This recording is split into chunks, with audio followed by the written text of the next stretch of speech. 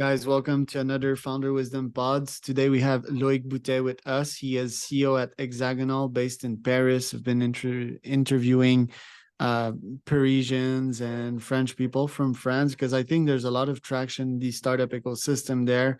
He's a member at Club Bootstrap, which is how I found him out. Another guest of the pod that I interviewed was member there, and I found a bunch of golden nuggets, aka a bunch of CEOs that are fully bootstrapped there. So we're going to talk bootstrap, we're going to talk AI, we're going to talk code, we're going to talk managing a team. Loic, welcome to the pod. Can you introduce yourself and tell us a bit more about Hexagonal?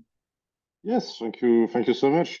Well, I'm Loic Boutet. I'm a dev guy first. I started programming in 2008. I've always been more on the entrepreneurial side, and since 2016, I started Hexagonal, which was at the beginning just trying to build a company I wished I could work for. So we were really, and we still are a company really like by devs, for devs. And we are today the biggest Ruby agency in France. Pretty nice. And why did you go bootstrap? Because I hang out a lot with the Silicon Valley crowd and it's all VCs there. I'm still not sure what to think about VC. Well, it seems to be very trendy in Silicon Valley and then it spreads all over the world.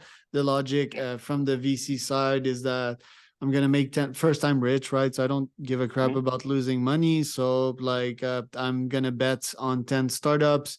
9 are probably gonna let's say 7 are, let's say 5 are gonna fail. Let's say that 2 or 3 are gonna break even and 2 of them are gonna go like 10x, you know. So I might make my return there. Plus I'm like Mr. VC now. I have connections. I can learn directly from the data that I'm getting from these startups and getting better and better at investing. So basically I have money to lose. And the logic from the startup end is obviously that it's like cash in the bank, which is like reassurance. But why did you decided not to go after that route on your side? Well, to me, it's mainly about freedom.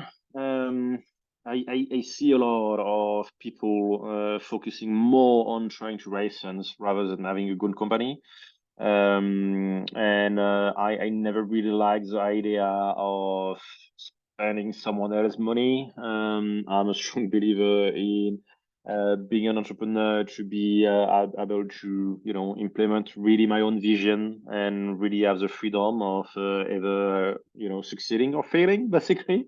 And I see as when you get money, and the sooner you do that, I feel the less freedom you have, because you can say yes, you're still the CEO, like I'm still the one making the decisions and stuff. But at the end of the day, whose money is it? Is it yours or is it someone else? Because if it's someone else and you actually want to do something they disagree with, I'm not sure your decision is going to win. Right. So well, picking the right VCs, the best VCs, they don't like intervene too much. Let's call it that way. But still, yeah, it's not really your money. I guess like people they accept that because it's just like the safety of having cash in the bank. So ironically, they kind of started a venture at first to have this freedom and this independence, but I think some of them have this survival reflex that, oh shit, like I don't have cash in the bank. Yeah, it's someone else's money. Like, so some people care a bit less about it and it's like experimental. So it's also cool from a founder side of things. But when it becomes less cool is that when there's hard decisions to be made or pivots to be made, yes, most of the time the board will intervene and will tell you what to do, what not to do. And we've seen horror stories in the case of, let's say, Huber, when Travis got pushed out, of the CEO position, while he's probably the sole reason why this company is alive and well today. And actually the company has very much stopped growing since there is this peacetime CEO. I don't have anything against him, but Travis was a heck of a fighter and a general type of, so you kind of get that. But yeah, bootstrap, it's also your own freedom. You decide what you place your money on, what bets you you Yeah, place. it's definitely your own freedom. It's also a very different spirit, because if you bootstrap, it's really no nonsense managing. It's like, is this going to make me money or not? Not in 2 years, not in 3 years, not is it going to be able to get me a Series B or Series C or whatever. It's like, is it going to make money or not?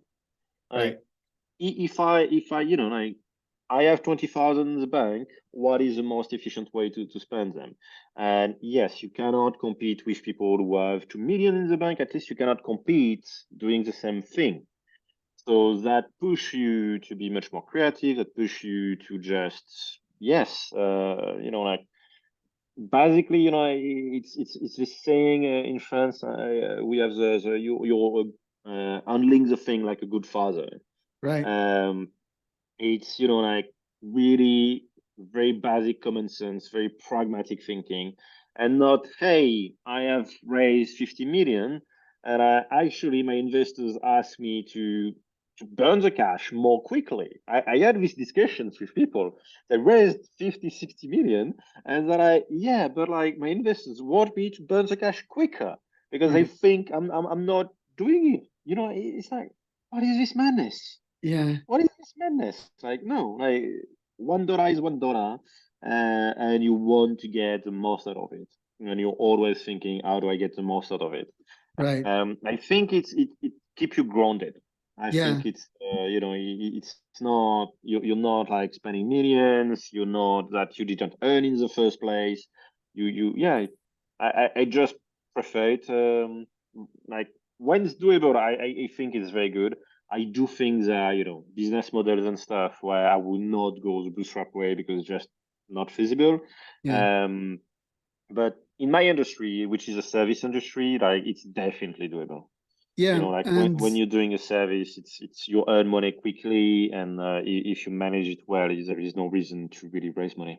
yeah, right. Agencies have nice cash flow. I think capital is rocket fuel. So if you're first time founder, if you're gifted, you have good ideas and the stars align, then yeah, that rocket fuel might lead you to the moon and you might find yourself quite lucky and then have a home run.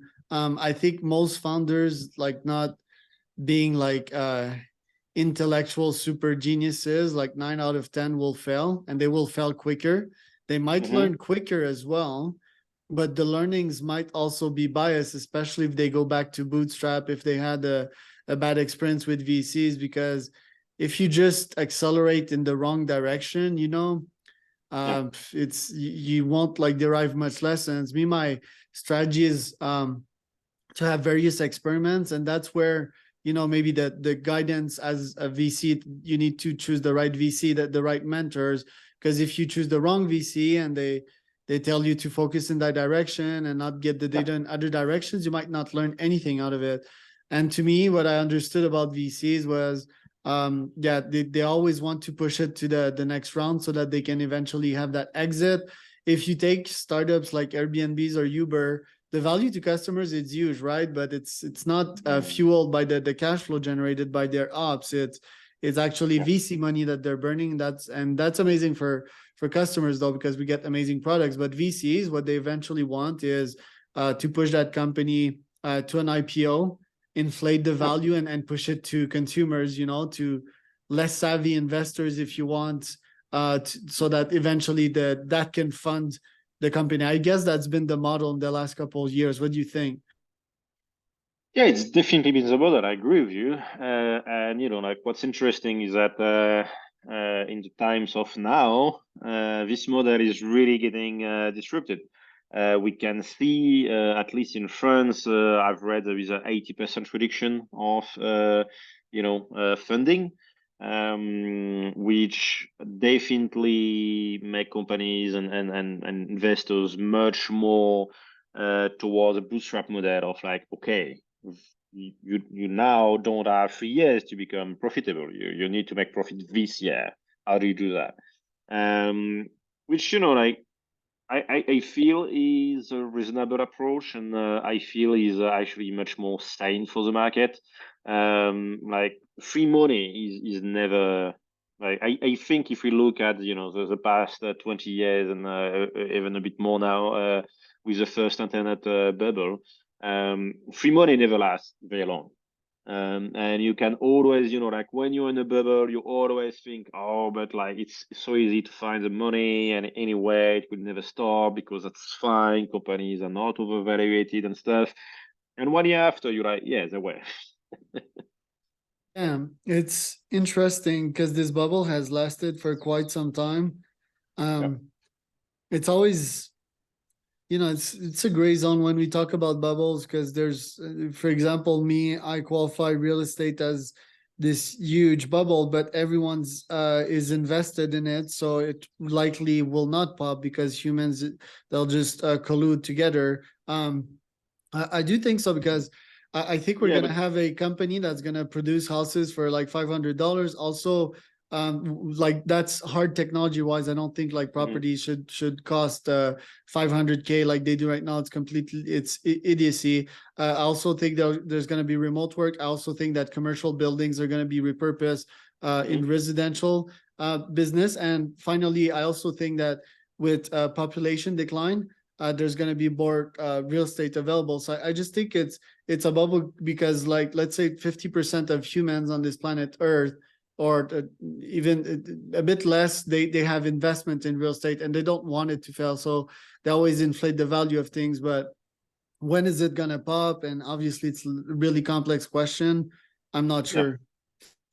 Yeah, it is a very complex question because I don't think it's 50%. I would say I would say it's much less than that. But the question is, can the new buyers buy their first homes and stuff? And everywhere in the developed countries, we're saying like so many of the young generation that cannot buy and cannot access your property, and it's just like there is something fundamentally wrong with that.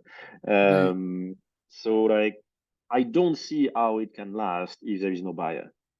Yeah, and coming back to the VC bubble as per se, Yeah. well, I've made like various bold predictions with AI, like, Hmm. but obviously that's way far in the future that like Hmm. we're gonna have agent GPTs, and once that is done, that Yeah. we won't need capital, right? Because my agent will produce substantial quantities of money tomorrow, Hmm. and I won't need any VC to do that. But that brings, I don't think they'll disappear anytime soon because the human leverage, it will disappear, right? In the next 5 to 7, well, it will strongly be we will outsource way more to AIs than humans, which brings us to the second leverage, which is capital. The first leverage is software. That Mm. one will not disappear super quick. But that being said, I had two ideas with VCs and how they could um, kind of pivot. I don't think the money leverage is about to disappear, but I do think the classic model of just investing in Series A, B, and C is going to disappear. My first one, which is somewhat related to the VC industry, which I was writing about yesterday. I have a bold prediction that with like AI and all of that, I think 90% of the population is going to be entrepreneurs in the next decade. And with that being said, I think that's going to remove salaries or hourly pay. So I would just start a platform that would uh, pay people in profit shares and would Hmm. make owning shares of a company this easy thing. I think the person that will kind of invent that platform will become very rich. And the second idea I wanted to throw to you is VCs, instead of just like investing in rounds. Why Hmm. don't they just provide you?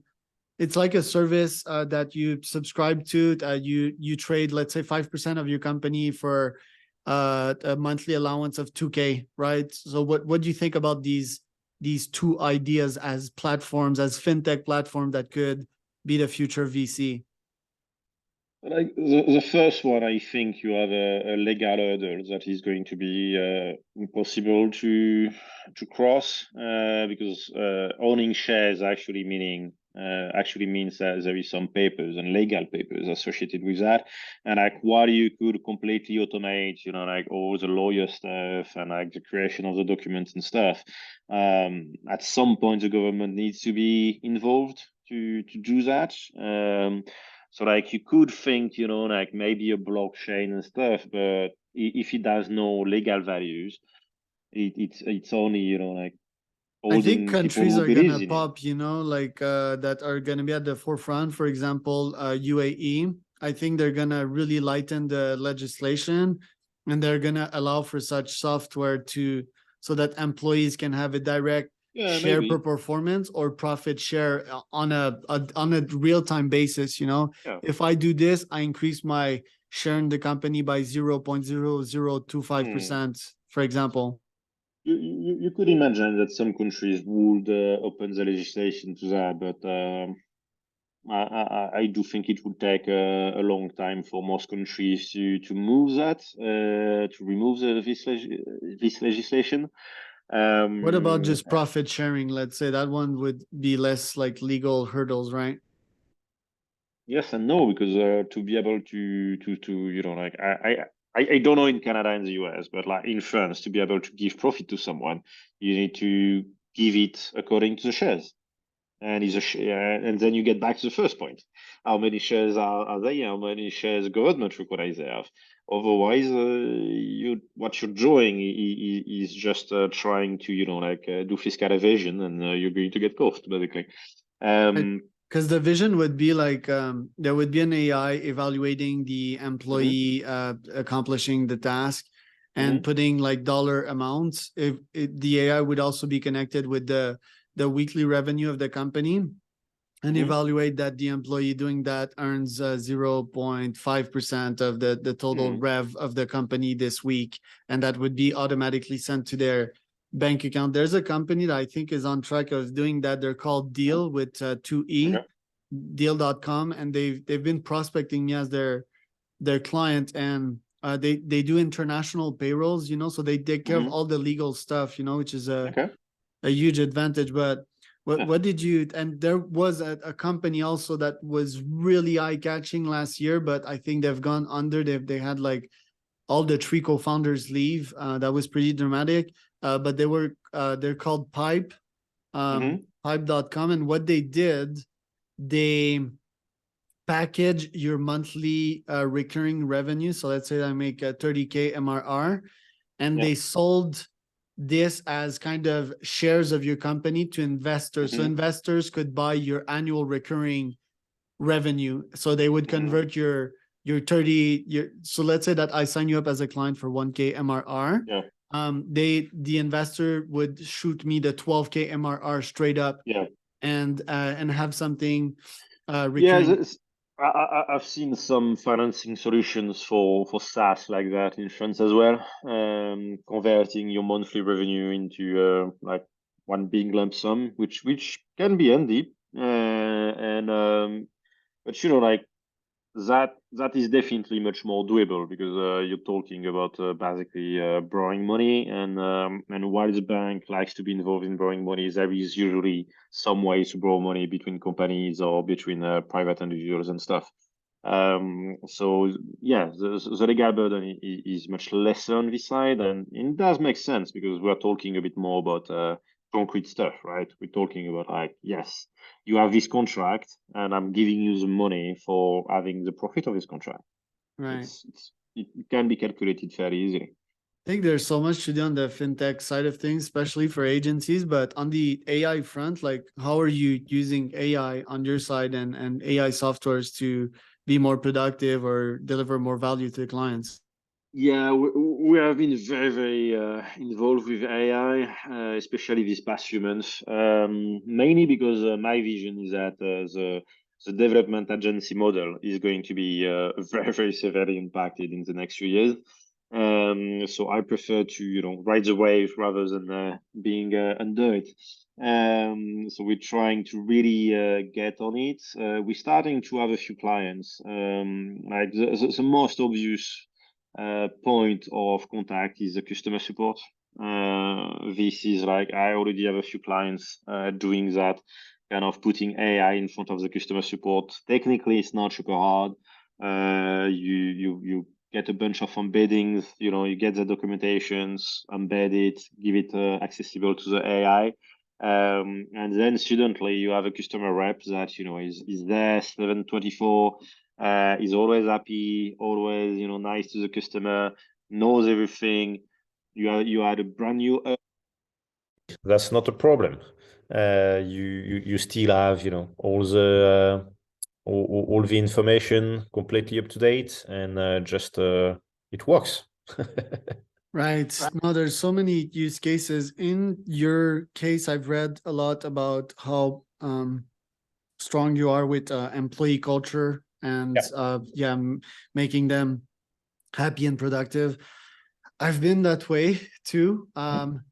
But I kind of lost faith in my fellow humans. Well, not my fellow humans, but employees precisely. Yesterday, I wrote on my Twitter that I'm very pro-human, but I'm not pro-employee.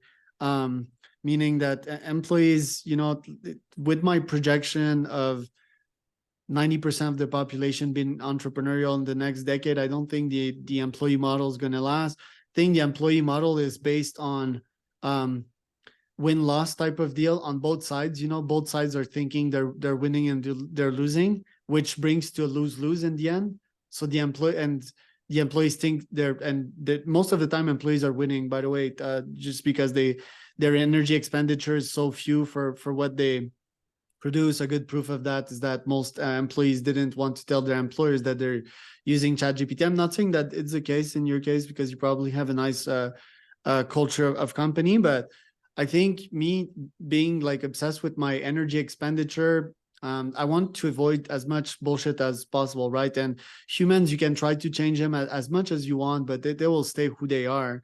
Meaning that, and most humans do lie quite a lot, so that's like part of our human nature. And as a founder, I don't really want to deal with that. I just want to make steps forward. I want to help humans in the end, but I don't necessarily think the way of helping humans is having more humans in my business. So what I'm saying by that is I do believe in working with other entrepreneurs, right? Either in partnerships or giving them shares of my company.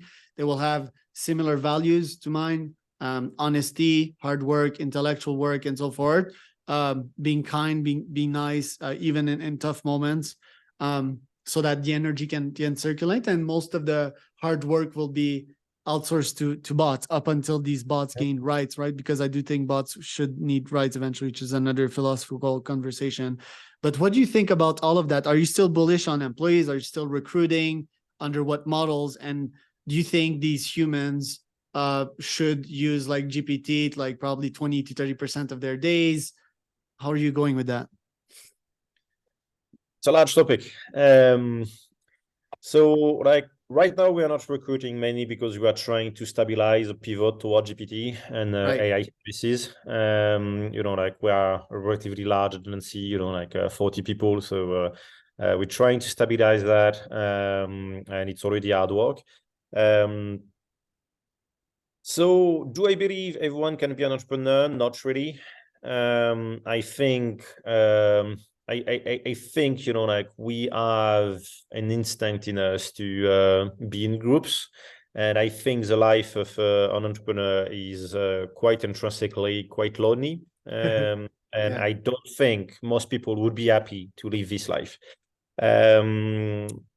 Is a problem with employees? Yes, I do actually think a lot of it comes from the lack of social education, I would call that. EQ?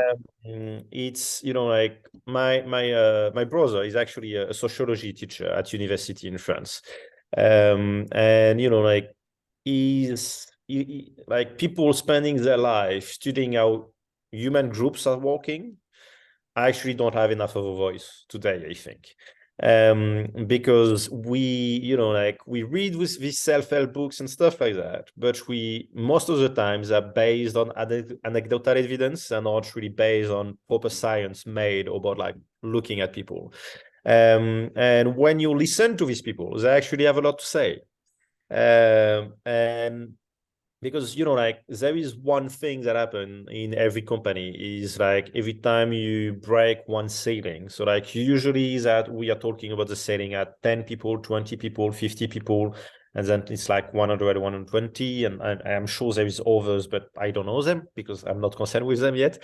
And actually it has a lot to do about like how a group of people behave with each other. And it's true, like it's really traumatizing when you're not an entrepreneur that you have a company reaching the 50 people, you're still looking at them as, like kind of really truly thinking are part of a like weird family. You truly deeply want to make them happy, and suddenly you have a group of them telling them you treat them badly, you don't pay them enough, you should do more for them. And like this disconnect is huge. It's huge, huge, huge. And I actually think you can, not completely raise it, but you can definitely understand it more and be more prepared on both sides. If you listen a bit more about sociology, if you understand what's going on in each other brain and what the needs are in the different person at different times. Yeah. So EQ, sort of like you said, it's like being a father. yeah, That means like forgiving behaviors yep. constantly, and I'm fine with this. Mhm. Like my doggy is having little puppies right now, and you try to be firm, try to discipline them, but also be loving at the same time. Yeah, And yeah, the analogy between a family and a sports team, I view it more as a sports team, although I love to yeah. have fun, and both have somewhat similitudes. But yeah, it's I guess it's also human nature. It's just like the game we're playing, right? They think we're taking advantage of us, and um we think that they're taking advantage of us. I think the model is broken, which is why I'm pointing out to shares. And yes, it's the famous philosophical question, like, are you built, Yeah. are you made? Well, I think epigenetics exists, right now. I also think Mhm. that in a very near future, we're going to be able to modify our brain. We're going to go Mhm. to a computer and I want to have the entrepreneur brain, and boom, it's gonna happen. I do think that's going to be available to us, to us all humans. But yeah, interesting debate. Any parting thoughts, because we're on time, or Mhm. any info you can give us as per where to find you, Loic? Sure. Well, on my website, hexagon.al, you can find us. We are offering, yes, AI services at the moment. We didn't get into the big AI thing, but like I definitely think that yes, we're going to spend a lot more time using GPT in the next few years, and I share your sentiment that it's going to profoundly change the way we work. I still think there is a place for humans, but I also think that GPT can really help us. Basically, to me, it's like since the last 10 years, everyone was saying it's like it's your data, your biggest asset is your data and stuff, and like so few people were able to do anything with the data. And True. actually now AI is actually to really let you leverage your data because you have a near human intelligence that can look at your data and find stuff in it. And Right. that's what I think is so interesting as well about it. Yeah. Yesterday, my last interview was with Metal, which is a YC Winter 23 company. You might want to Mhm. look them out. What they do is that they clean the data so that it's Yeah. digestible by AI. So I think they're going to be freaking huge, this company. Really Yes. interesting guy. Thank you for coming, Loic. Today was quite Thank you very interesting. much for having me.